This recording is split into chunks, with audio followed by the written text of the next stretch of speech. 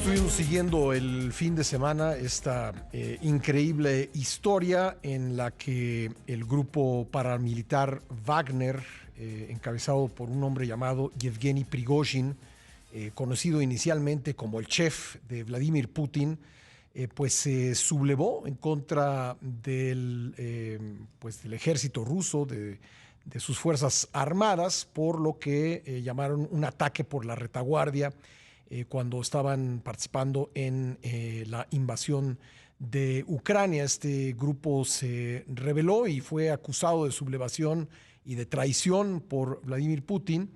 Y en lo que parece una solución temporal de este conflicto, Prigozhin y sus hombres han ido a refugiarse a Bielorrusia, o por lo menos esa es la información oficial. ¿Qué sabemos del caso? Lo vamos a platicar con un experto quien lo ha estado siguiendo muy en detalle, consultando fuentes rusas, Ricardo Ortiz, internacionalista, columnista de Excelsior. ¿Qué tal, Ricardo? Bienvenido nuevamente al programa. ¿Cómo estás? Muchas gracias. Un gusto estar en el programa. Y sí, como tú lo dices, lo más reciente que se tiene en estos momentos, pues primero que Prigozhin se encuentra en Bielorrusia. Lo segundo es que tal vez se está creando un campamento para el grupo Wagner prácticamente en el este de Bielorrusia, y prácticamente hace 15 minutos, 20 antes de salir en esta entrevista, Yevgeny Prigozhin publicó un audio aproximadamente de 10 minutos en donde habla un poco su verdad, su versión sobre lo sucedido el pasado viernes y sábado. Como tú bien lo dices, ¿no? Pues tenemos alguna parte de información, más que nada por parte de Prigozhin, de Lukashenko, pero es muy curioso que no tenemos mucha información por parte del Ministerio de Defensa de Rusia, del mismo Kremlin o del presidente Vladimir Putin. También se habla y se sabe que los cargos que se le otorgaron o se le dieron a Yevgeny Prigozhin, al grupo Wagner, pues no se han dado de baja. Entonces todavía es un hombre pues que tiene cargos en la Federación de Rusia y es un fugitivo, ¿no?, de la justicia rusa. ¿Cómo explicar que este hombre que se hizo pues a la sombra de Vladimir Putin luego comenzó a adquirir un gran poder y a retar al presidente de Rusia y termina pues enfrentándose con él, o por lo menos con el ministro de Defensa Shoigu? Bueno, desde sus inicios fue una persona que estuvo muy cerca de Vladimir Putin. Al crearse el grupo CVK Wagner en 2014, como bien sabemos, empiezan a realizarse operaciones militares, no solamente en Siria, desde que inicia este conflicto en Siria, sino también en África. Y este grupo Wagner pues empieza a ser utilizado de alguna u otra manera por el Ministerio de Defensa de Rusia y por el Kremlin.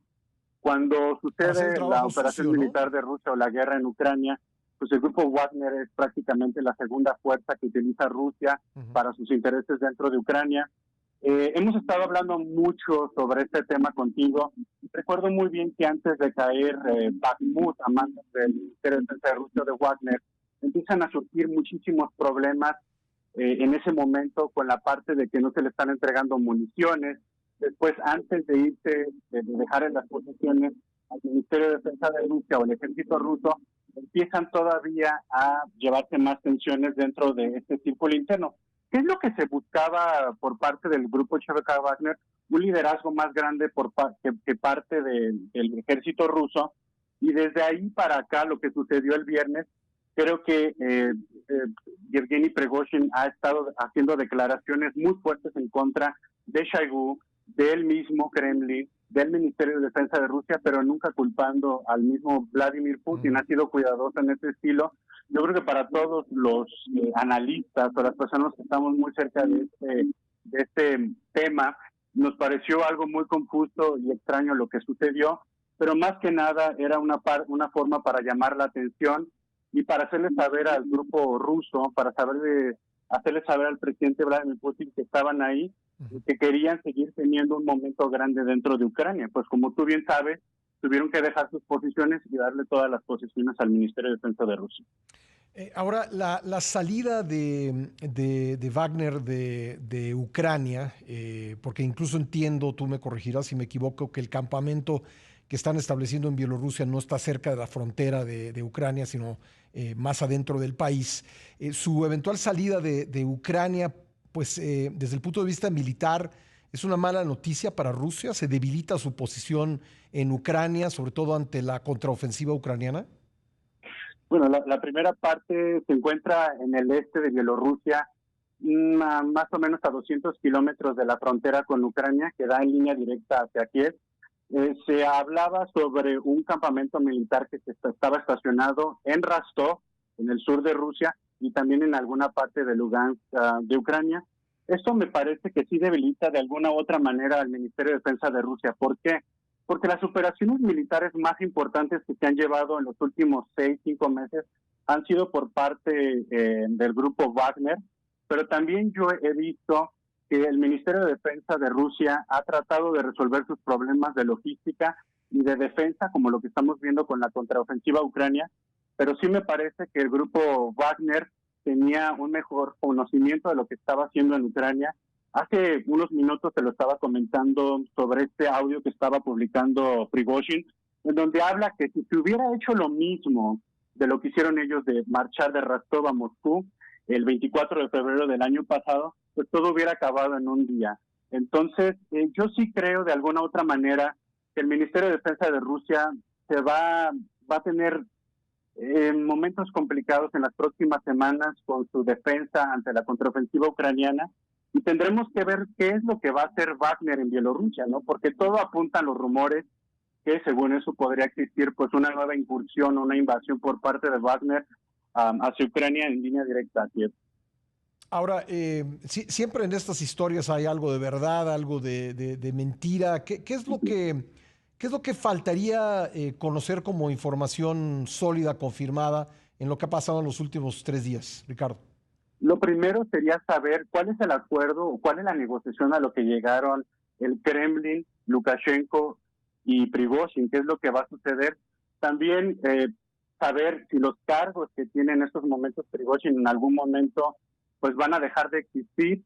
¿Qué es lo que va a suceder con el grupo Cherokee Wagner? Porque originalmente, lo dice Prigozhin, este grupo como tal tendría que dejar de existir el 1 de julio, y van a seguir en Ucrania, si van a estar en campamento o si se van a mover de vuelta hacia África.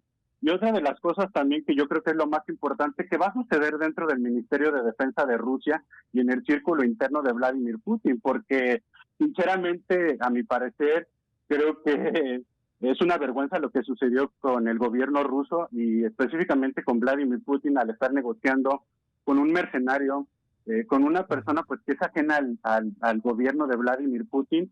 Yo creo sinceramente que tendríamos que esperar si va a haber un cambio dentro del Ministerio de Defensa de Rusia, que es yo creo lo más importante y lo que necesitaría Rusia en estos momentos. Por último, Ricardo, nos quedan un par de minutos, pero ¿cómo queda la imagen de Putin, primero en lo interno, dentro de Rusia, y después ante la comunidad internacional con lo que pasó? Bueno, internamente he estado escuchando en los últimos 2 días donde la mayoría de la gente está apoyando a Prigozhin. También, por lo que he estado viendo, la popularidad de Putin dentro de Rusia tendría que bajar aproximadamente unos 20, 30 puntos de popularidad.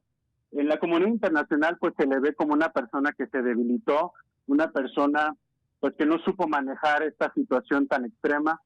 Dentro de Rusia también se habla sobre varias personalidades que no estarían de acuerdo en su continuidad dentro del poder, y exteriormente, lo repito, se ve como una persona débil, como una persona que no supo controlar el poder de alguna manera rígida, como lo conocemos, una persona autócrata, una persona que tiene el poder al 100% dentro de Rusia, y esto sinceramente, externamente e internamente le va a afectar a su popularidad y a lo que pueda suceder próximamente, bueno, el próximo año con las elecciones presidenciales dentro de Rusia y el liderazgo que pueda tener entre los rusos y su cúpula interna del poder, ¿no? Bueno, pues será muy interesante observar lo que venga.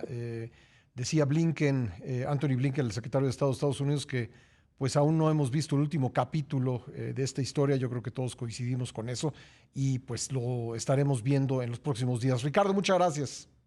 Un abrazo, gracias. Gracias a Ricardo Ortiz, internacionalista, columnista de Excelsior. Usted lo puede leer los viernes en nuestro diario.